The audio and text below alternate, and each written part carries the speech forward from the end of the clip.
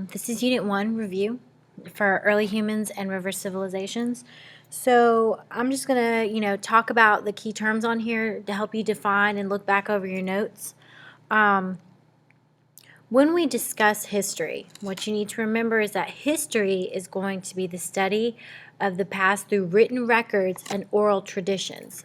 Keep in mind that prehistory is anything that was not previously written down. So when we say actual history occurred, it's talking about when we have these written records, people start to document and maintain and keep up with dates and things like that. When we talk about a hominid, first of all, here's a picture of several hominids. When we talk about hominids, they are the early humans or early human-like creatures that walked around upright. So what you need to remember with Australopithecus is that he is the first one to get off of all fours and walk upright. And to explain that even further, walking upright was part of evolution. And when we talk about evolution, walking upright is going to enable these individuals to use their arms, which will make them more capable, maneuverable, and they will be able to hunt and gather. I will talk a little bit further about hunting and gathering in a moment. The next term on your review packet is papyrus. If you remember when we talked about ancient Egypt, papyrus is a plant, and they mashed the pulp down to form paper.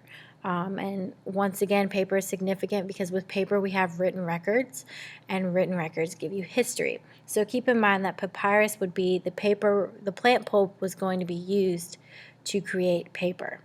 When you see letter D, when we are discussing the out of Africa theory, it is going to deal with the migration of early humans moving out of Africa.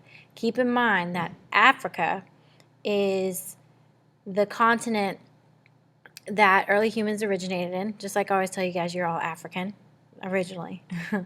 But eventually, with walking upright and the creation of fire and being able to maintain it and use it, and crude stone tools, the early human will no longer feel the need to stay in one continent, but to migrate to other areas and survive and maintain life in places like Europe, the Americas, and Asia. When we discuss the Neolithic Revolution, once again, early humans will eventually gather the intelligence to realize that instead of me following the cow around and hunting and gathering my food, I can grow my food in a crop, and I can put a cow in a pen and domesticate animals to do what I need them to do for my survival. So when we talk about the Neolithic Revolution, understand that it is the change, because remember, revolutions are change, the change from hunting and gathering, being nomads, which means an individual who moves from place to place, to settling in one area, and we're going to farm and domesticate animals. With farming and the domestication of animals, you're going to have individuals interacting with each other through trade.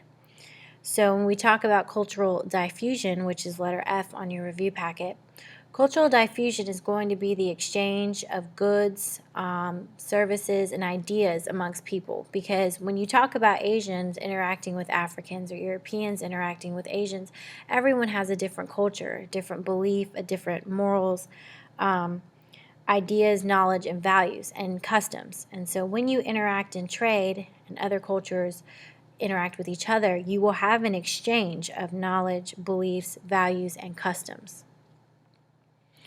Keep in mind that a nomad is an individual that moves from place to place in search of food. And a civilization, which is letter H on your paper, is the advanced state of human society, okay? And it has a couple of components, so I want you to keep this in mind. It has a level of culture, science, and government, okay? When you think of a civilization, you need to think of a complex, formal organization of humans, okay? And when we talk about culture, with civilizations, every civilization has some type of culture, which is, groups that have similar knowledge, beliefs, values, and customs, okay? American culture is different from European culture. North American culture is different from South American culture, okay? Everyone has culture. Southern culture is different from Northern culture in the United States, okay? Everyone has different customs. Some of us have different, beliefs. A culture has similar beliefs, but when you interact with other cultures, they may differ. When we talk about the study of history, why do we study history? Why is history important? Miss Cannon's prerogative on the whole deal. I believe that you must know your past to have a bright and brilliant future. And we study history to, learn from mistakes, take notes of the wonderful things that happened in the past, and to progress and evolve from there. So we study history. And like I told you, the first or second day of school, if we didn't teach you about the Holocaust and Hitler trying to eradicate the Jewish population in Europe, who's to say that that would not occur again? So remember that you learn history, and it is valuable and important, and we study it to, learn about the past and to help move us in the present and to move us towards a bright future. How long is a decade? Well, when you think decade, I want you to think deca. Deca means 10, okay? So a decade is 10 years long. So when we talk about the 1990s, 1990 to 1999 is a decade, okay? 10 years. 2000, 2010, a decade, okay? When we talk about a century, century means 100, okay? So turn of the century, 1900s, the 21st century, which you live in, okay? And a millennium is 1,000 years. When we discuss what years are in the 21st century, remember that I taught you 2 math problems, okay? When we're dealing with what you figure out what years are in the century, what you have to do is you have to take the century that you're dealing with. So if it's the 21st century, and you subtract the number 1 from the 21st part. So for the 21st century, you would subtract 1 and get 20. Then you add 2 places to it, so you would be living in the year 2000 to 2,999, if I remember correctly. Yeah, because it's 100 years. Okay, sorry. And so when you're doing math, like figuring out what century is in the year 1120, what you would do to the 11 part of the year is add 1.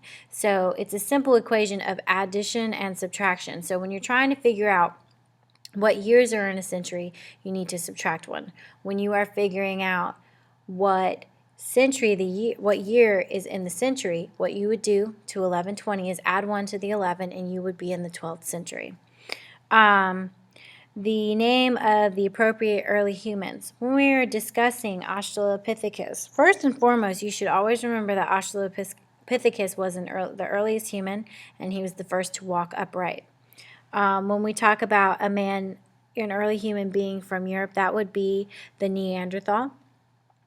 And when we talk about the wise man, always remember Homo sapien, which you are part of the bracket of Homo sapien. So when you think of intelligence level, which is something that we kind of discussed, you kind of touched on a little bit, remember that Homo sapiens, which you are one, is at the top of the intelligence level. So I always remember that we are wise men, okay?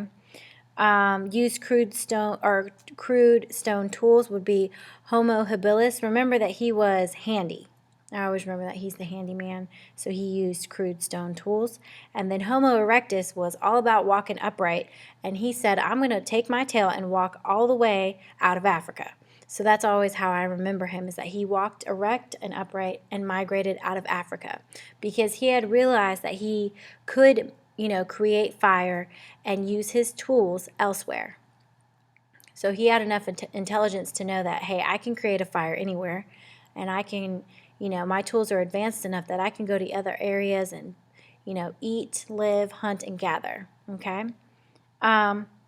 When you talk about the Stone Age, first and foremost, I always think about that there are 2 parts to the Stone Age. There's the Paleolithic era, which means Old Stone Age, and then you have the Neolithic, which I've already discussed the Neolithic with you. The Neolithic is dealing with the agricultural revolution. We talk about the Paleolithic era. People are hunting and gathering.